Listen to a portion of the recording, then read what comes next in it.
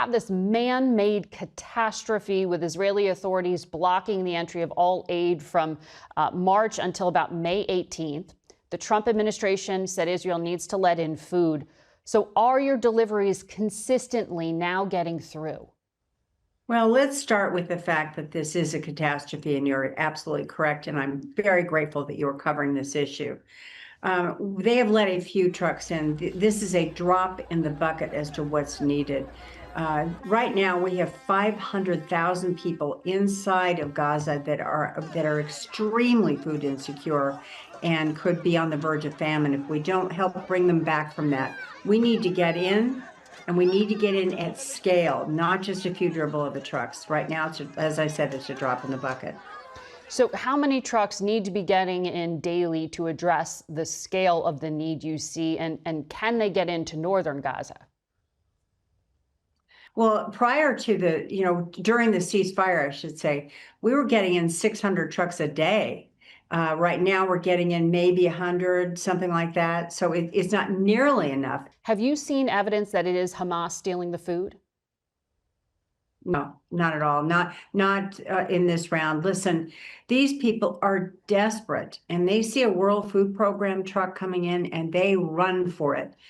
This doesn't have anything to do with Hamas or any kind of organized crime or anything. It has simply to do with the fact these people are starving to death. And so we will continue to go in. We will continue to go in with food and the kinds of supplies that we need to help the bakeries operate and make sure that we can continue to do that and hopefully be able to do more of it.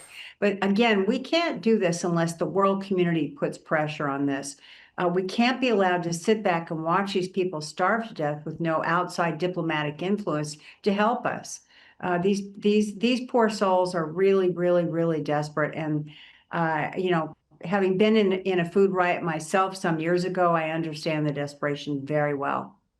Well, 5 days ago, Prime Minister Netanyahu vowed to take control of all of Gaza, which seems to be a shift from going in, carrying out raids, and then withdrawing. We've seen the Pope speak out. We've seen the leaders of France, of Canada, of the UK calling the cutting of aid egregious. Netanyahu said criticism like that is feeding Hamas and really feeding anti-Semitism. What do you make of that pushback from him, that criticisms of the state are feeding hate? What I do know is they're not feeding people. And the most important part of this is that's what we're supposed to be doing. I'm very grateful for anyone, the Pope, any of the folks that did shout out and say, listen, we need to get more in.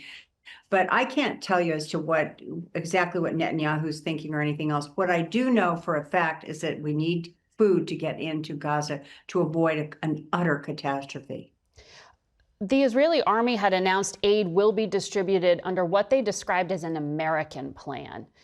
Prime Minister Netanyahu said it'll be American companies giving food directly to Palestinian families in safe zones secured by the Israeli military. There's reporting in the Washington Post that these are armed private contractors doing logistics. Palestinians will have to submit to identity checks to be fed, and that would replace the UN coordinated networks, presumably also the World Food Program. Do you know how much longer you will be allowed to operate in Gaza? I've not seen a plan from anybody. We continue to operate doing what we do best, and we are the largest and the best at what we do, I might add. A plan has never been proposed to us.